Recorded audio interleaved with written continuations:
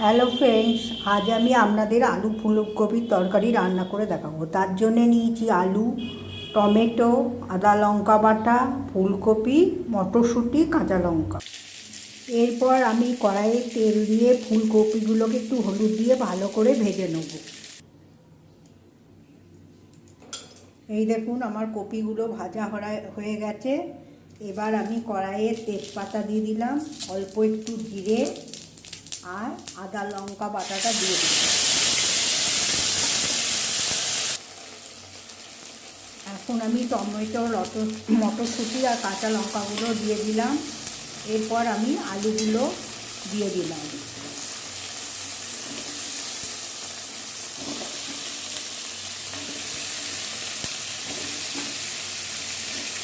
এরপর এতে আমি একটু হলুদ দিয়ে দিলাম, দিয়ে ভালো করে ভেজে নেব। আলুগুলো আমার ভালো করে ভাজা হয়ে গেছে। এখন আমি একটু ধনে জিরে গুঁড়ো দিয়ে দিলাম।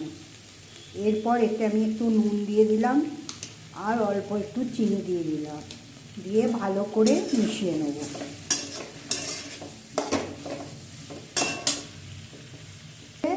এখন আমি এবার এতে জল দিয়ে দেবো, দিয়ে খানিকক্ষণ বয়েল হতে দেবো। আলুগুলো সেদ্ধ হয়ে এসছে। এখন আমি ফুলকপিগুলো দিয়ে দেবো, দিয়ে আরও খানিকক্ষণ বয়েল হতে দেবো। এই দেখুন তরকারি আমার রেডি। আমি এখন একটু ঘি মিশিয়ে দিলাম।